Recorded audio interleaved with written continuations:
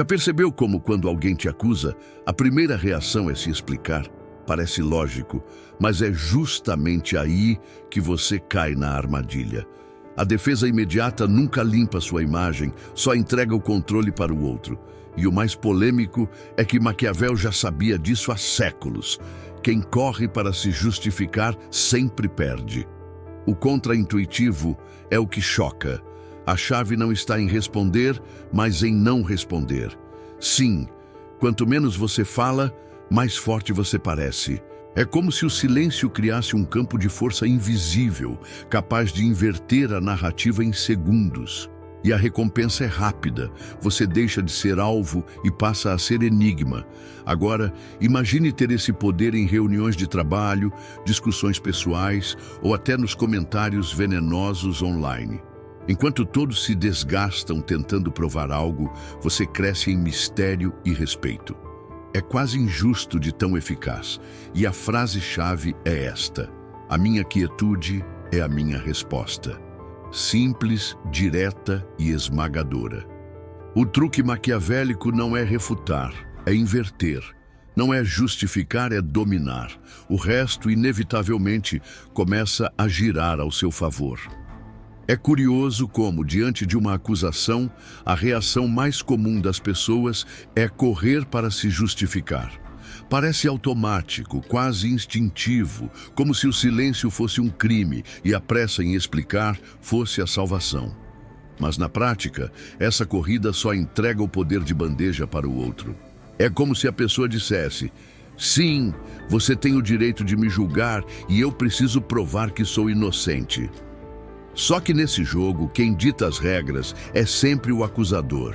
O ato de reagir já mostra quem está no controle, e a energia gasta em defesa só alimenta quem atacou. Pense numa reunião de trabalho. Alguém solta uma indireta sobre a sua competência. Se a reação imediata for se explicar, o ambiente entende que houve um ponto tocado. O acusador, mesmo sem provas, conseguiu manipular a atenção. É como uma criança que provoca o irmão só para ver a reação. E o riso vem justamente da previsibilidade. O adulto não percebe que, ao rebater, acabou de cair na armadilha. A acusação em si já deixa de ser o foco. O foco vira a justificativa apressada que denuncia insegurança. Esse erro é ainda mais visível nas redes sociais. Basta um comentário negativo e lá está a pessoa tentando responder com parágrafos e parágrafos de explicações. Só que, para quem assiste de fora, parece desespero. A justificativa em excesso nunca soa como clareza, mas como culpa velada. É por isso que, muitas vezes, o silêncio vale mais do que 1000 palavras. O público não se lembra da acusação, mas sempre se lembra da reação exagerada.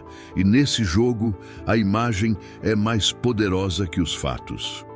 A grande questão é que justificar-se reforça a narrativa contrária.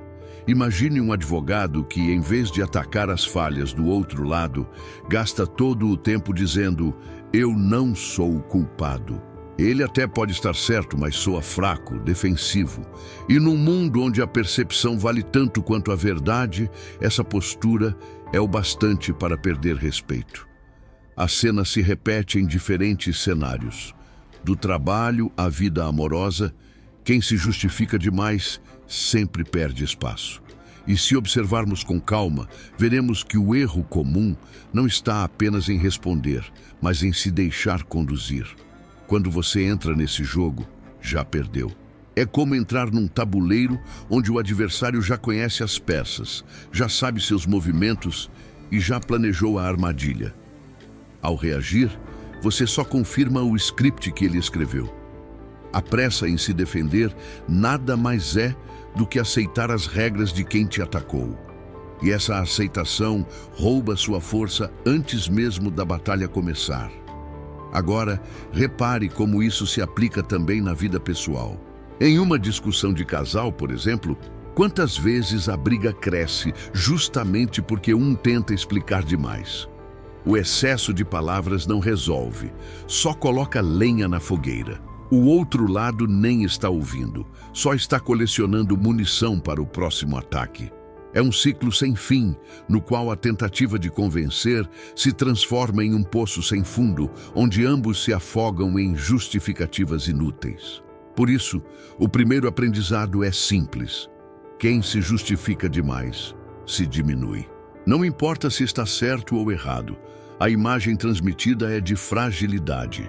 É como um líder que, diante da equipe, precisa repetir 1000 vezes que é respeitado. Quem realmente é respeitado não precisa dizer nada. Os outros já reconhecem. Palavras demais entregam fraqueza, enquanto a firmeza silenciosa transmite força. O respeito nasce mais do que se faz calando do que falando. E é aqui que mora o segredo para virar o jogo. Se a maioria se perde no instinto de defesa, o caminho oposto é justamente o que abre portas para o verdadeiro poder. Porque quando você não corre para se explicar, algo inesperado acontece. O outro começa a duvidar da própria acusação. E é nesse momento que surge a arma mais sutil e implacável de todas: o silêncio, que será explorado a seguir como uma das ferramentas mais inteligentes para virar qualquer narrativa ao seu favor. O silêncio é desconfortável para quem acusa. A mente humana não lida bem com o vazio de resposta. Ela busca preencher lacunas. Quando alguém solta uma acusação e não recebe reação, a primeira sensação é de incerteza. Será que errei? Será que ele sabe de algo que eu não sei? A falta de resposta não é sinal de fraqueza, mas de mistério. E mistério, quando bem administrado, é uma forma poderosa de influência. Imagine alguém tentando cutucar um colega numa reunião. Ele lança uma provocação esperando a explosão ou a defesa. Só que, em vez disso, recebe apenas um olhar tranquilo e o peso de um silêncio calculado. O ambiente, que esperava um duelo de palavras, agora começa a especular. Alguns pensarão que a provocação foi ridícula, outros acreditarão que o silêncio foi superioridade. O acusador, no entanto, começa a se contorcer por dentro, porque sua tentativa de controle caiu no vazio. Esse jogo psicológico acontece também nas redes sociais. Comentários maldosos, quando ignorados, não apenas perdem força, como voltam contra o próprio autor. O público passa a enxergar a acusação como exagero, e a ausência de defesa se torna prova de firmeza. É como um artista famoso que não responde a fofocas. Quanto menos fala, mais cresce a aura de intocabilidade ao seu redor. O silêncio, nesse caso, não é passividade, é estratégia. Mas atenção, não estamos falando de se calar por medo. O silêncio estratégico exige postura, presença, olhar firme e até mesmo linguagem corporal que mostre tranquilidade. Um silêncio covarde é facilmente interpretado como fraqueza. Já um silêncio firme é visto como confiança. A diferença está no modo como você sustenta esse vazio. A quietude de quem sabe seu valor fala mais alto do que qualquer argumento. É interessante observar como líderes históricos usaram o silêncio como parte de sua imagem. Pense em Abraham Lincoln, que muitas vezes ouvia longos ataques antes de dizer apenas uma frase, ou, em certos casos, nada. Ou em empresários modernos, que preferem deixar investidores e críticos falando sozinhos até se cansarem. Esse domínio da pausa cria respeito, porque em um mundo de barulho, quem controla o silêncio comanda a narrativa. E há ainda o efeito psicológico interno. Ao não reagir, você mostra a si mesmo que não precisa da aprovação alheia. É como treinar um músculo de autocontrole. Cada vez que resiste ao impulso de justificar, fortalece sua mente. E a cada episódio, a ansiedade diminui, até que o silêncio se torna natural, quase confortável. Esse é o ponto em que você já não é mais refém do julgamento externo. Na prática, aplicar essa estratégia pode começar em pequenas situações. Por exemplo, diante de uma crítica injusta no trabalho, conte mentalmente até 5 antes de responder. Respire, Mantenha contato visual e sorria de forma discreta. Esse simples gesto desarma a tensão e mostra que você não está no mesmo jogo. Aos poucos, você vai perceber que o silêncio é, na verdade, um escudo que protege sua energia. Esse poder é tão grande que muitas vezes basta se calar para que os outros comecem a falar por você. O silêncio obriga as pessoas a preencherem o vazio e, nessa pressa, revelam suas inseguranças. É aí que o jogo muda. Você não é mais o alvo, mas o espelho que reflete as fraquezas alheias, e isso abre caminho para um próximo nível de domínio. O controle do enquadramento, que define quem realmente está no comando da narrativa. Quem controla o enquadramento, controla o jogo. O que é enquadramento? É a lente pela qual todos interpretam uma situação. Se você aceita explicar-se, automaticamente valida o julgamento alheio. É como entrar em uma sala já com o rótulo colado na testa. Mas se você ignora, inverte ou redefine a acusação, assume a posição de quem dita as regras. E nessa dança, a percepção é mais forte que os fatos. Um exemplo prático. Em uma entrevista de emprego, o recrutador pode dizer: "Vejo que você ficou pouco tempo na sua última empresa, por quê?" A maioria cairia na armadilha de justificar. Foi por isso, aquilo, não tive escolha. Mas quem controla o enquadramento responde diferente. Naquele período, aprendi rápido e percebi que precisava buscar um ambiente mais desafiador. Pronto. O foco saiu do julgamento e virou narrativa de crescimento. Esse poder é visível até em discussões banais. Quando alguém acusa dizendo "você sempre chega atrasado", o enquadramento implícito é que você é irresponsável. A resposta de quem não tem controle é se desculpar. A de quem tem domínio é inverter. Interessante você notar, porque mesmo chegando depois, entrego tudo antes do prazo. A acusação se desfaz não pela defesa, mas pelo redirecionamento. É por isso que líderes nunca entram no jogo da explicação longa. Eles sabem que quanto mais você se defende, mais reforça o frame do outro. Já reparou como políticos experientes raramente respondem diretamente? Eles pegam a pergunta, reformulam e devolvem em termos favoráveis. É irritante para alguns, mas é estratégia pura. Nunca se deixa o adversário definir o campo de batalha. Na vida pessoal, isso também funciona. Imagine alguém te dizendo: "Você não se importa comigo." A resposta imediata seria negar: "Claro que me importo." Mas isso só reforça o enquadramento da falta. Agora, se você responde: "É justamente por me importar que estou sendo firme agora", o jogo vira. Você não aceitou o frame, você redefiniu. Essa habilidade transforma relacionamentos, porque mostra que você não é conduzido, você conduz. O mais fascinante é que enquadramento não precisa de gritos, só de firmeza. Quem fala menos, mas escolhe as palavras certas, mostra superioridade. É como no xadrez. Não é a quantidade de movimentos que importa, mas a precisão de cada peça. O enquadramento é essa precisão. Poucos toques que mudam todo o tabuleiro. E repare como isso conecta com o silêncio anterior. O silêncio já é um enquadramento em si. Ele coloca a situação no campo do mistério. Quando usado junto com frases curtas e afiadas, cria uma presença quase inabalável.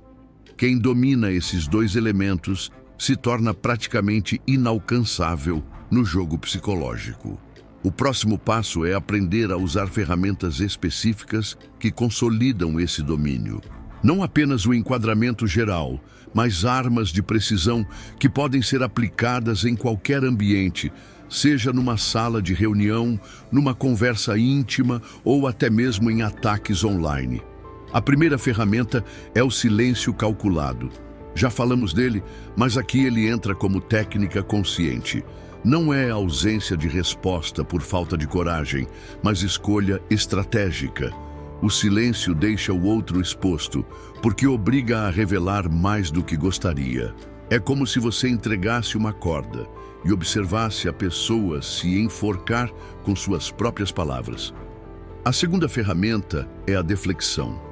Trata-se de responder de forma curta, fria e sem emoção. Por exemplo, quando alguém diz, "Você é arrogante", a resposta não precisa ser longa. Um simples, "Se é assim que você vê", é o suficiente. Essa frase tira toda a força da acusação, porque mostra que você não precisa disputar narrativa.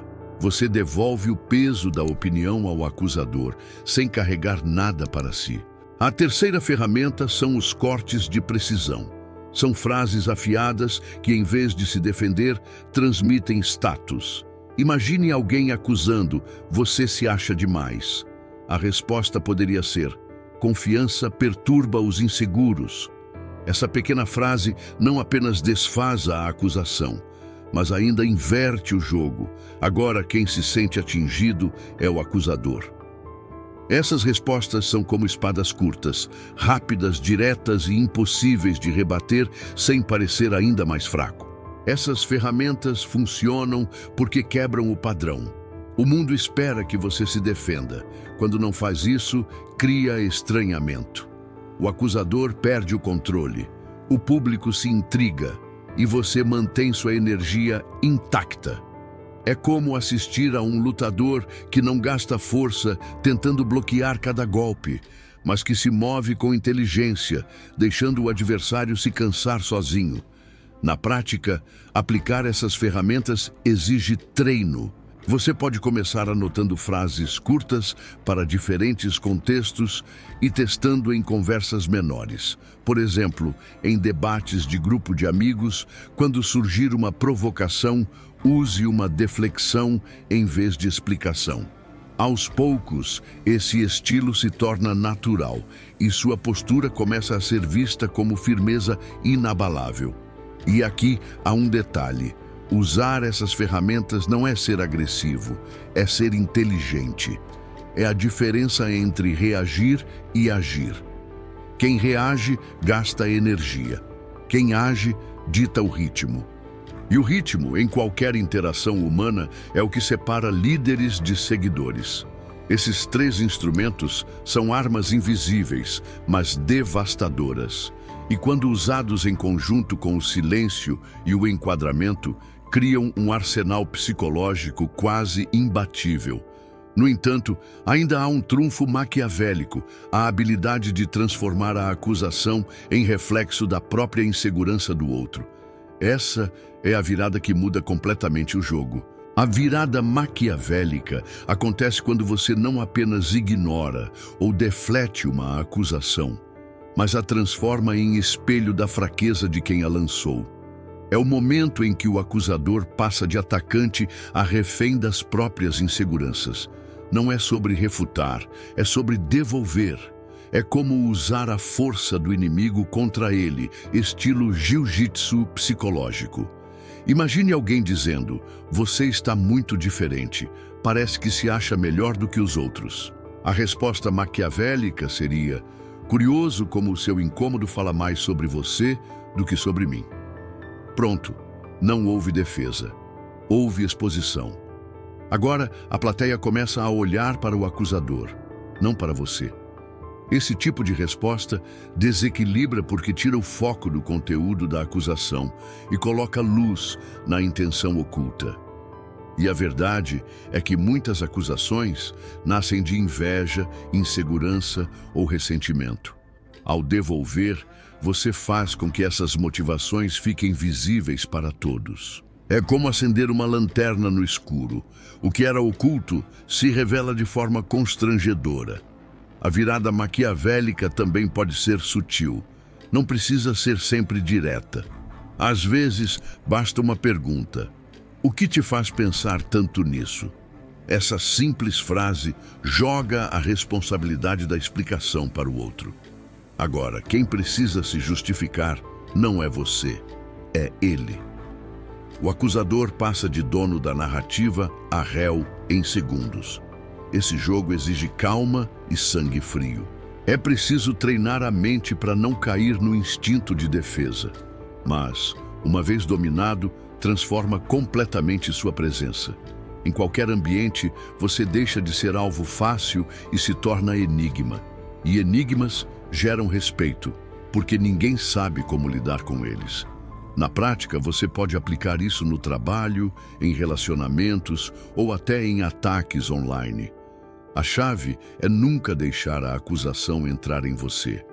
Não absorver, não explicar, apenas devolver. Quem consegue esse nível de domínio raramente precisa se desgastar. O acusador se destrói sozinho. E aqui está o ponto. A virada maquiavélica não é sobre humilhar o outro, mas sobre se manter no comando. Ela mostra que você não joga o mesmo jogo das massas. Enquanto todos se defendem, você observa, devolve e cresce. É nesse estilo frio e calculado que o verdadeiro respeito começa a nascer. Esse respeito, no entanto, não se constrói só em momentos de ataque. Ele precisa ser reforçado constantemente, em cada espaço de convivência, em cada ambiente em que sua reputação está em jogo. E é aí que entramos na aplicação prática dessa estratégia no trabalho, nos relacionamentos e até nas arenas digitais. Em reuniões de trabalho, a estratégia maquiavélica é quase uma super-arma.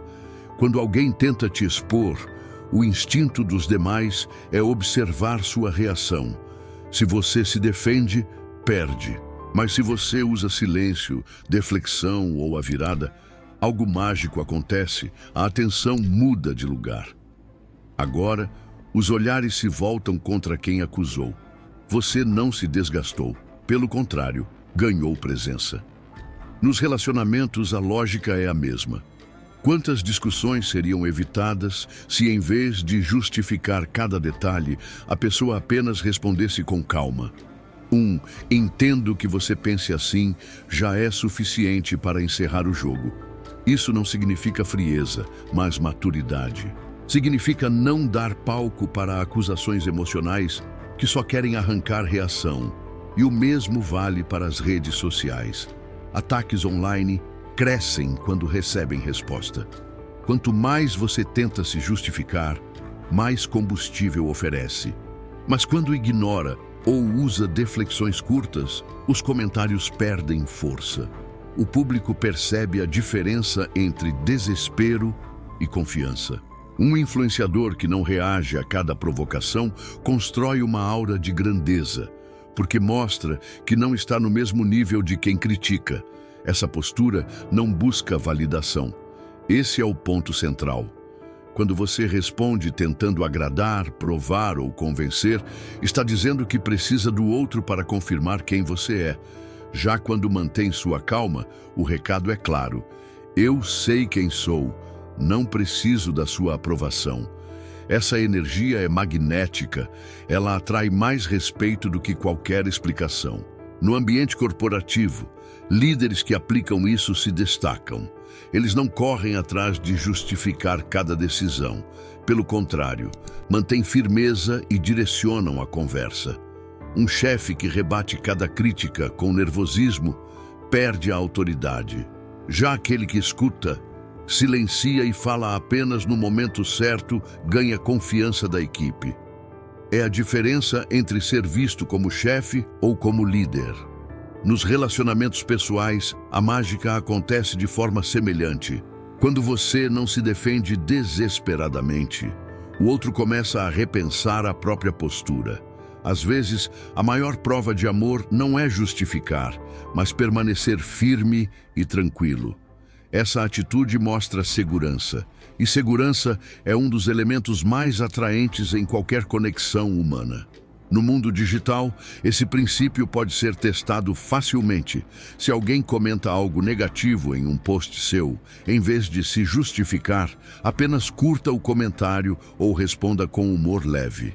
Essa atitude desmonta o ataque e mostra que você não leva o peso para o coração. O público que observa percebe quem realmente tem controle emocional. Essas situações deixam claro que o jogo não é sobre explicar-se, mas sobre projetar uma presença de intocabilidade. E é exatamente dessa presença que nasce a diferença entre quem é apenas visto como bom e quem é reconhecido como forte, enigmático e imprevisível. Muita gente passa a vida tentando ser vista como boa pessoa. Só que a bondade, quando buscada como aprovação, é frágil. Quem tenta ser bom para todos acaba sendo manipulado por qualquer um. A reputação forte, ao contrário, não se apoia em agradar, mas em transmitir firmeza e mistério. É a diferença entre ser querido e ser respeitado. Uma reputação boa depende do que os outros pensam. Uma reputação forte depende do que você projeta. O bom precisa se explicar sempre para manter a imagem. O forte pode se calar e o silêncio já se torna narrativa. Repare como grandes figuras históricas raramente se preocupavam em parecer boas. Maquiavel, por exemplo, dizia que era melhor ser temido do que amado, se fosse preciso escolher. Isso não significa crueldade, mas prioridade. Quem busca parecer bom, muitas vezes abre mão de sua força. Já quem constrói uma reputação forte, entende que respeito nasce mais da imprevisibilidade do que da docilidade. Um líder que nunca se explica em excesso gera lendas sobre si. O mito nasce no silêncio, e o mito é muito mais poderoso do que a imagem de bonzinho. No trabalho, uma reputação forte pode ser vista em líderes que não precisam se gabar. Basta sua presença para que a sala se cale. Não porque são agressivos, mas porque construíram aura. Essa aura vem de consistência, silêncio calculado e a habilidade de não se deixar conduzir. O respeito cresce justamente porque ninguém consegue prever totalmente suas reações. Nos relacionamentos, a reputação forte se manifesta como segurança. Quando alguém percebe que não consegue manipular suas emoções com acusações, a dinâmica muda. Você não é visto como frio, mas como sólido. E essa solidez cria admiração. Porque em tempos de instabilidade emocional, quem permanece inabalável se destaca como rocha em meio ao mar. A diferença é que a reputação boa precisa ser alimentada por explicações. Já a forte se alimenta do silêncio. O bom se desgasta tentando mostrar pureza. O forte economiza energia e deixa os outros criarem narrativas a seu respeito. E quanto mais falam, mais a lenda cresce. O silêncio, aqui, não é ausência, mas presença multiplicada. A verdade é que, no jogo da vida, não é necessário ser amado por todos. É necessário ser respeitado. O respeito vem do enigma, e o enigma nasce do silêncio. Quem compreende isso para de correr atrás de aprovação e começa a projetar uma aura magnética que atrai até mesmo os inimigos. E quando essa reputação se consolida, algo ainda mais poderoso acontece. Você não precisa mais se defender, porque nesse estágio, os outros começam a fazer isso por você. O estágio final dessa estratégia é a coroação da quietude. É quando sua presença se torna tão forte que você não precisa mais se justificar, porque os outros fazem isso em seu lugar. Ao não reagir, você criou uma reputação de firmeza, e essa reputação, com o tempo, se transforma em escudo. Agora, quem ousa acusar, automaticamente encontra resistência na própria plateia. Imagine uma sala onde alguém tenta te atacar, mas antes que você diga qualquer coisa, outros já intervêm. Não, isso não é verdade. Ele não é assim. Esse é o poder da reputação consolidada. Você já não precisa mais falar. Sua aura fala por você. Sua quietude virou voz. Isso acontece porque as pessoas projetam significado no silêncio. Elas interpretam sua calma como sabedoria, sua ausência de defesa como confiança, sua imprevisibilidade como força. E quando essa narrativa se espalha, você se torna intocável. Não por gritar mais alto, mas por falar menos e transmitir mais. Nesse ponto, a defesa virou ofensiva silenciosa. Sua quietude não é apenas ausência de palavras, é presença esmagadora. Cada gesto, cada olhar, cada pausa vira comunicação. Os outros não sabem ao certo o que você pensa, mas sabem que você pensa, e isso basta para criar respeito. No ambiente profissional, isso se traduz em liderança natural. Você não precisa mais se impor porque a equipe já sente sua força. Nos relacionamentos, isso gera confiança e até admiração. No mundo digital, isso cria uma aura quase mítica, porque enquanto todos brigam por atenção, você mantém silêncio e cresce em intocabilidade. Esse é o momento em que a estratégia maquiavélica atinge o ápice. Você não busca mais ser compreendido, amado ou aceito. Você se tornou imperturbável. E o imperturbável sempre vence, porque não joga no campo das emoções rasas. Quando você chega nesse estágio, percebe que o verdadeiro poder não está em convencer, mas em permanecer. Sua quietude é sua resposta, sua presença é sua defesa. E, ironicamente, quanto menos você fala, mais você é ouvido. E é justamente nessa última chave que se esconde a essência da visão maquiavélica. Poder não vem de ser compreendido ou amado, mas de ser imprevisível, inabalável e enigmático. Porque no fim das contas, não é o que você diz que constrói sua força, é o que você não precisa dizer. Então me diga, quantas vezes você já caiu na armadilha de se explicar demais? Quantas oportunidades perdeu porque tentou provar algo para quem nem merecia sua energia? O convite é claro.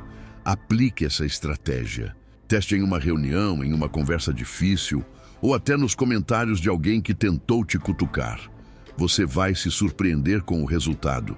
Porque enquanto a maioria se perde em justificativas, você vai crescer em silêncio. E quanto mais você treina essa quietude, mais ela vira força, mais ela vira respeito.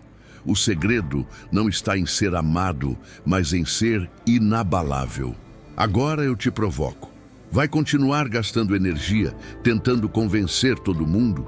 Ou vai escolher projetar uma aura de confiança que dispensa explicações? Qual versão sua vai aparecer a partir de hoje? A que corre para se defender ou a que deixa o silêncio falar? Se essa mensagem fez sentido para você, inscreva-se agora no canal, ative as notificações e continue acompanhando. Porque aqui, cada vídeo é um treinamento estratégico para que você se torne imperturbável, imprevisível e respeitado em qualquer lugar.